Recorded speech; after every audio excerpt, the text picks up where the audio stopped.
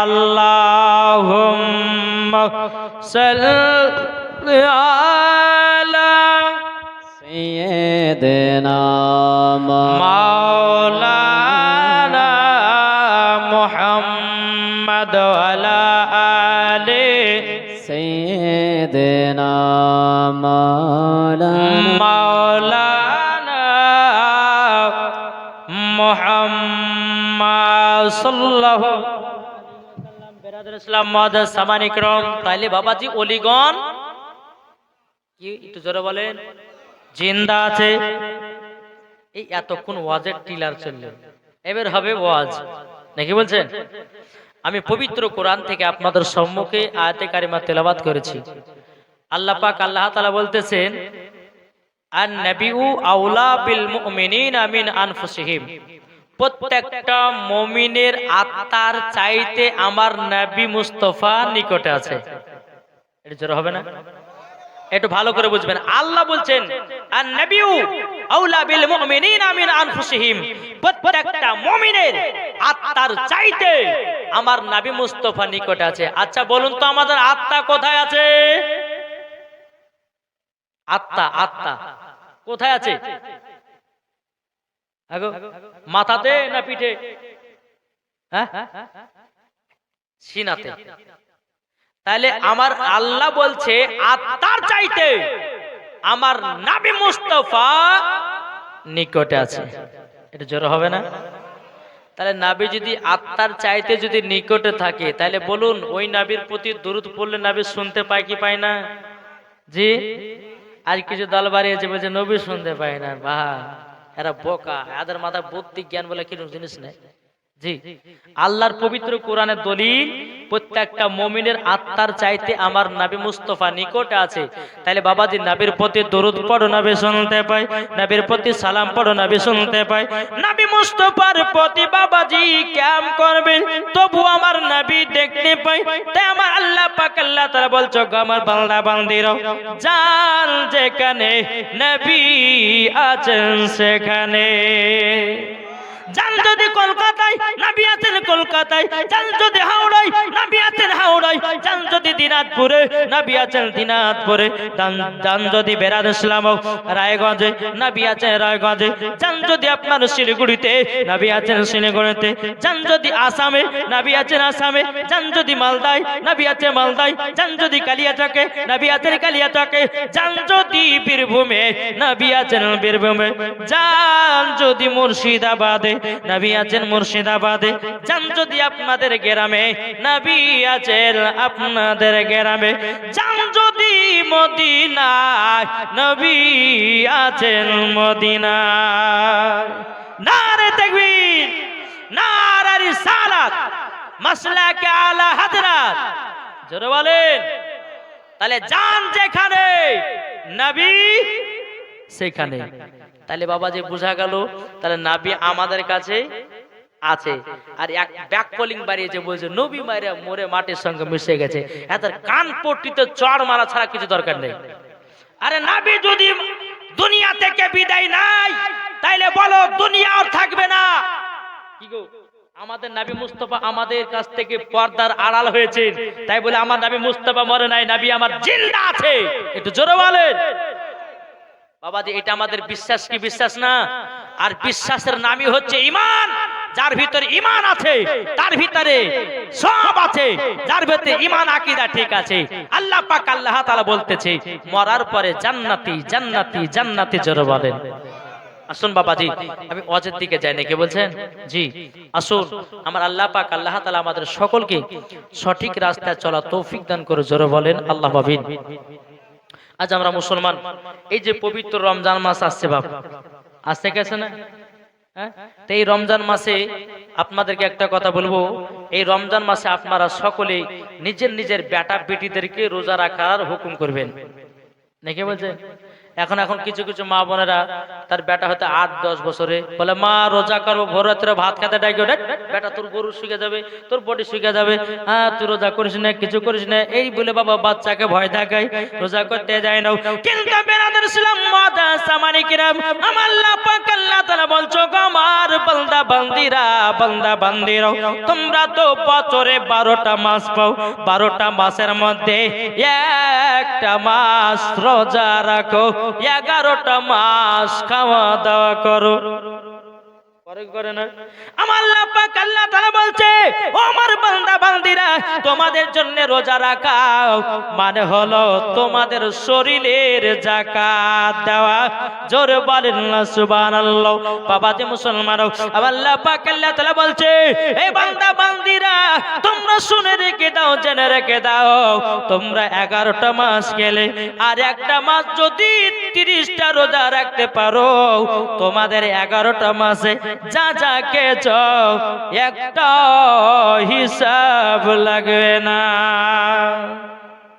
নাইলে কোন ব্যক্তি বলছে বলে মৌলভী সাহেব পেটে গ্যাস হয়ে যায়, অম্বল হয়ে যায়, আর আসর নামাজের পর দেখবেন ওই ব্যক্তিটা বাবা চার দোকানে গিয়ে চা খায়। ওই ভাইকে বলবো ভাই খবরদার এইটা কাজ করবেন না, আপনি তো রোজা করছেন না, একটা বড় গুনাহ করছো। আবার রমজান মাসে বিকাল বেলা চার দোকানে গিয়ে আবার চা খেতেছো, এটাও একটা বড় ধরনের গুনাহ। কি গো ঠিক না বাবাজি? আমি মায়েদেরকে বলতে চাই মা খালা করবেন না চিল্লা পিল্লা। এখনকার মায়েরা বাবাজি মেলা, আচ্ছা এই মেলা বসেছে, বসেছে না? আমি জানি মেলা বসলে পরে জালসার 12টা বাজে, কি ঠিক না? কিন্তু বাবাজি আমার কমিটি ভাইরা এত সুন্দর করে জান্নাতি বাগান সাজিয়েছে, এতে নেকি না গুনাহ? নেকি না? নেকি আছে। তাই বাবাজি এ সোনামানিকেরা চল বাবাজি এগিয়ে যায়। আমার আল্লাহ পাক আল্লাহ তাআলা বলতেছে ও বান্দা বান্দিরা তোমরা রমজান মাসে রোজা করবা, তোমরা রমজান মাসে তারাবি পড়বা, তোমরা রমজান মাসে বেশি বেশি করে দান খায়রাত করবা। আমার আল্লাহ পাক আল্লাহ তাআলা বলছে ও আমার বান্দা বান্দিরা পবিত্র রমজান মাসে যদি 1 টাকা ফকির মিসকিনকে দান করো বাবাজি 70টা নেকি পাওয়া যায়। এই কটা কটা গো? 70টা নেকি পাওয়া যায়। এটা কেন জানেন? যারা গরিব আছে আল্লাহ বলছে বান্দারে তোরা তো বেশি দান করবি না, যা গরিবরা যদি 1 টাকা দান করতে পারি বলে 70 নেকি। জোরে বলেন। আল্লাহ পাক আল্লাহ তাআলা বলছে আমার বান্দা বান্দিরা তোমাদেরকে অফার দিয়েছি, তোমরা অফারটাকে ভালো করে গ্রহণ করে নাও, আর গ্রহণ করার পর নিজের নিজের আমলটা করো, মরার পরে জান্নাতি জান্নাতি। জোরে বলুন না সুবহানাল্লাহ। এই বাবা পবিত্র রমজান মাস আসতেছে, অনেক ফকির মিসকিন বাড়িতে যায় কি যায় না? কিন্তু ভাই কোন ফকিরকে ধমক মেরে তাড়াবেন না, কোন ফকিরকে বাড়ি থেকে এমনি তাড়াইয়া দিবেন না, কেননা ফকিরের বেশে আল্লাহর ফেরেশতাও আসতে পারে, ঠিক না বাবাজি? চলুন আপনাদেরকে একটা ঘটনা তুলে ধরে। ও মা কালা শুনে যান, রাতের বেলা মা জননীরা মেলাতে ঠেলা খাবেন না, ও মা জননী সিরিয়াল দেখবেন না, ও মা জননীরা, ও গো মা কালারা, মেলাতে যারা ঠেলা খাবে মা গো মা তারা কখনো জান্নাতি নারী হতে পারে না, তাদেরকে মরার পরে জাহান্নামের আগুনে দেওয়া হবে। ও মা জননী শুনে যান, রাতের বেলা মা জননীরা যারা খাতুনে জান্নাতের মতো নারী হবে তারা মেলাতে ঠেলা খাবে না, যারা খাতুনে জান্নাতের মতো নারী হবে তারা কখনো সিরিয়াল দেখবে না, যারা খাতুনে জান্নাতের মতো নারী হবে তারা কখনো মিথ্যা কথা বলবে না। কি বলবে? আসুন পবিত্র রমজান মাসের একটা ঘটনা আপনাদেরকে বলি বাবা। এক বাদশা, জালেম বাদশা, তার বিবিকে বলছে বিবি ও বিবি গো রমজান মাস ঢুকে গেল, এখন ইফতার করার জন্য অনেক ফকির মিসকিন আসবে কিন্তু দান করবে না। তাহলে কত বড় জুলুম বাদশা, দান করবে না। ইফতার যদি কেউ চায় দিবে না, কিন্তু আমার আল্লাহ পাক আল্লাহ তাআলা বলছি একজন রোজাদারকে যদি কেউ যদি ইফতার করে, যদি এক গ্লাস পানি পান করে, আমার আল্লাহ বলতেছেন হাউজে কাউসারে তাকে পানি পান করানো হয়। ইগো ঠিক না বাবা? যে মুসলমান ভাইরাও, বাদশা তার বিবিকে বলছে, বলে বিবি রে, এখন যদি ফকির মিসকিন আছে জীবন কোনদিন দান করবি না। এখন বলুন বাদশা তার বিবিকে বলছে, বিবি মানবে না অমান্য করবে? কি গো বাদশার কটা বিবি মানবে কি মানবে না? ওকে মানতে হবে, নালে বাড়ি থেকে বিদায় করবে। বিরাদর ইসলাম মুআজ্জাজ সামানিকরা, ও স্বামী গো আপনি চিন্তা করবেন না, আপনার কথা মতো চলবো। ও মা কালা, এই ঘটনাটা একটু মন দিয়ে শুনে জানবো, আপনাদের এই ঘটনা আপনি তুলে ধরেছি। বিরাদর ইসলাম মুআজ্জাজ সামানিকরা, যখন বাবা বাদশা কোথায় যেন চলে গেল, এদিকে প্রথম রোজা। বিরাদর ইসলাম এক ফকির বাবা বাদশার বাড়িতে এসে বলছে, মা গো আমি ইফতার করব, আমাকে একটা রুটি দিতে পারবেন নাকি? এদিকে বাদশার বিবি বলছে, বলো গো ফকির বাবা, বেয়াদবি মাফ করিবেন, আমার স্বামীর ওডো হুকুম নাই, আমার স্বামীর অর্ডার নাই, আমি তোমাকে রুটি দিতে পারবো না। ফকির বাবা বলছে, মা একটা রুটি দিলে কি কমে যাবে? তোমাদের তো রাত প্রসাদ বাড়ি বানিয়েছো, তোমাদের জমি জায়গা ধন দৌলত অনেক আল্লাহ দিয়েছে, একটা রুটি দিলে কি তোমাদের কমে যাবে? ফকির বাবা এই কথা যখন বলে, বাদশার বিবি বলতেছে, বলে না আমাদের যতই জমি জায়গা থাকুক না কেন, আমি স্বামীর ওয়াদা ছাড়া দিতে পারবো না। বাবা যে মুসলমান ভাইরাও, কিন্তু বাদশার একটা বেটি ছিল, তার নাম হলো হযরতে সাকিনা। কি নাম? হযরতে সাকিনা। ঘর থেকে বেরিয়ে এসেছে, বলছে, মা গো কি হয়েছে, কার সাথে কথা বলছেন? বলে, বেটি দেখো এই ফকির বাবা আমার কাছে ইফতার করার জন্য রুটি চাইছে, তোমার আব্বা আমাকে মানা করে গেছে, আমি কিভাবে তাকে রুটি দিতে পারি? এদিকে বাবা সাকিনা বলছে, মা গো মা কটা রুটি বানিয়েছেন বলুন? তিনার মা বলছে, বেটে তোমার দুটো রুটি, তোমার আব্বার দুটো রুটি, আমার দুটো রুটি, মোট আমরা 6টা রুটি বানিয়েছি। সাকিনা বলছে, মা গো আমার ভাগের রুটিটা তাড়াতাড়ি করে দিয়ে দাও। বেরাদার তিনার মা 2টা ভাগের রুটি সাকিনাকে দিয়ে দিল। সাকিনার ভাগ থেকে একটা রুটি ফকির বাবাকে দান করে দিল। যারা বলেন হযরতে সাকিনাকে যখন হযরতে সাকিনা যখন একটা রুটি ফকির বাবাকে দান করে দিল, দান করে দেওয়ার পরে ফকির বাবা একটা রুটি নিয়ে খুব আনন্দ হয়েছে। আনন্দ হওয়ার পরে বাবাজি গেটের কাছে, আপনার পাশে গেটের পাশে বসে আছে। এদিকে বাবাজি মাগরিবের নামাজের অপেক্ষায় বসে আছে ফকির বাবা। এদিকে বাদশা এক পা দু পা করে বাড়ির দিকে রওনা দেয়। দেখতেছে ফকির বাবা থালাতে একটা রুটি। বাদশা বলছে, কি ব্যাপার, এত সুন্দর রুটি ফকিরটা কোথায় পেল? এই রুটি তো আমার বিবির হাতে রুটি বানালা, কেন এত সুন্দর রুটি আমাদের এলাকার মধ্যে কোন মহিলা এত সুন্দর রুটি বানাতে পারে না আমার বিবি ছাড়া। নিশ্চয় আমার বাড়ি থেকে দান করেছি। ফকির বাবার থালা থেকে বাবাজি একটা রুটি ছিল, সেই রুটিটাকে তুলে নিয়ে বাবা বাড়িতে গেছে। এই বিবি বল, এই রুটিটা কেন তুই দান করেছিস? বেরাদের ইসলাম মুআজ্জাজ সামানিক নাম। বাদশার বিবি বলছে, স্বামী গো, ও গো স্বামী আমার, আমি দান করি নাই। তাহলে কে করেছে বলো? এটা তো তোমার হাতে রুটি বানাও, আমি তো তোমার হাতে রুটি চিনি।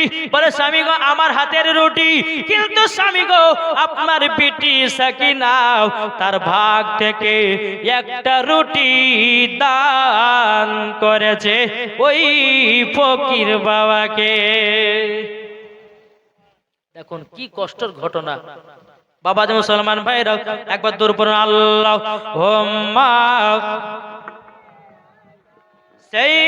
সাইয়্যিদিনা মাওলানা মুহাম্মদ ওয়ালা সাইয়্যিদিনা মাওলানা মুহাম্মদ সাকিনা বলছে বলো গো ফকির বাবা আপনার বেটির কি হয়েছে বলুন। ফকিরটা বলছে বলে বিটি গো আমার বিটি পবিত্র রমজান মাসে একটা ফকির বাবাকে রুটি দান করেছিল আর তার কারণে আমি তার ডান হাতটা আমি কেটে নিয়েছিলাম, তাকে বাড়ি থেকে আমি বিদায় করে দিয়েছি আর বিটির খোঁজ খবর পাওয়া যায় না।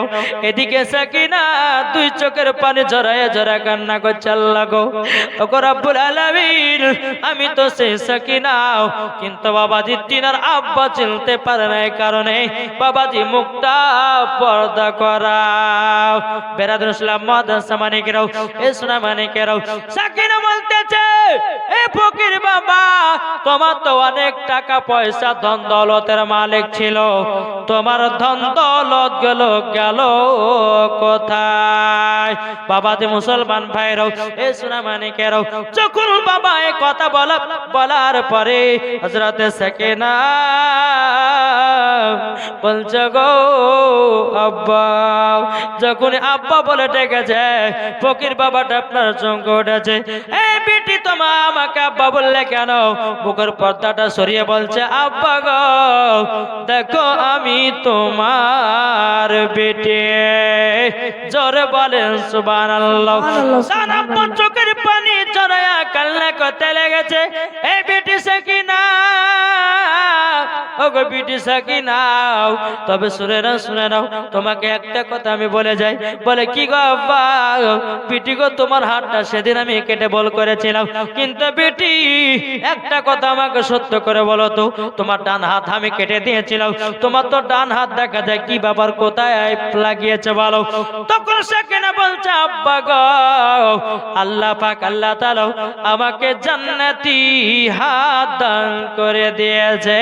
জোরে বলেন সুবহানাল্লাহ সুবহানাল্লাহ। বাবাজি মুসলমান ভাইরা এ সোনা মানিকেরা ও মা কালা শুনে যান রাতের বেলা মা জননীরা হযরতে সাকিনা বলছো আব্বা আপনার এই অবস্থা হলো কেমন করে? তখন বলছে বলে বেটি আমি তোমাকে যেদিন বাড়ি থেকে বিদায় করে দিয়েছিলাম 3 থেকে 4 মাসের পর সব জমি জায়গা সব বিলীন হয়ে গেল, এখন পথের ভিখারি হয়ে গেছে। আল্লাহ বলছে বান্দারে একজন গরিবকে বড়লোক করতে পারি আর বড়লোককে গরিব করতে পারি, আল্লাহর ক্ষমতা আছে না নাই? কি গো একটা কথা বলবো, জমি জায়গা টাকা পয়সার অহংকার দেখায় না ভাই। আল্লাহ বলেন অহংকারকারীকে আমি পছন্দ করি না। তো বাবা যে মুসলমান সোনা মানিক আপনাদেরকে বলতে চাই সঠিক রাস্তায় চলুন, সঠিক রাস্তাতে বেছে নিন, 5 ওয়াক্ত নামাজি হন আর ইনশাআল্লাহ সামনে রমজান মাস আসছে, রোজা রাখবেন কে কে? এটা হাত তুলে দেখান তো কারা কারা রোজা রাখবেন? রোজা রাখার কথা বলেছি আমি। কি গো মধ্যকার গেলে রাখবেন নাকি? রাখবেন তো? এখন থেকে যদি নিয়াত করেন আর যদি মারা যান তোমার আল্লাহ বলছে বিনা হিসাবে তাকে জান্নাতে দেব। জোরে বলেন জি। আজকে নিয়াত করলেন যে তারাবির নামাজ পড়বো, রোজা করব, ধরেন কাল সকালে মারা গেলেন, আল্লাহ বলছে আমি তাকে বিনা হিসাবে জান্নাত দেব। জোরে বলেন। তাই বাবা মুসলমান ভাইরাও এ সোনা মানিকেরাও যখন বাবাজি এই কথা বলার পরে বাবাজি হযরতে সাকিনা বলছে আব্বা গো আপনার আত্ম অহংকারের জন্য আল্লাহ পাক আল্লাহ তাআলা তোমার জমি জায়গা টাকা পয়সা সব কেড়ে নিয়েছে।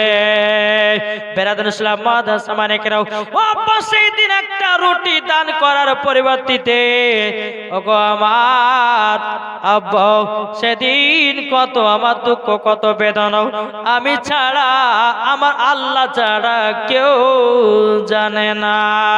তাই আমি মায়েদেরকে বলতে চাই আমার পবিত্র রমজান মাসে বাড়িতে ফকির মিসকিন গেলে পরে আপনি তাকে যদি না কিছু না দিতে পারেন তাকে মুখের ভালোবাসা দিয়ে বাড়ি থেকে বিদায় দিবেন। যদি আপনার মুখে একটু যদি উঁচু গলা হয়ে যায় আমার আল্লাহ পাক আল্লাহ তাআলা বলে আমি সহ্য করব না।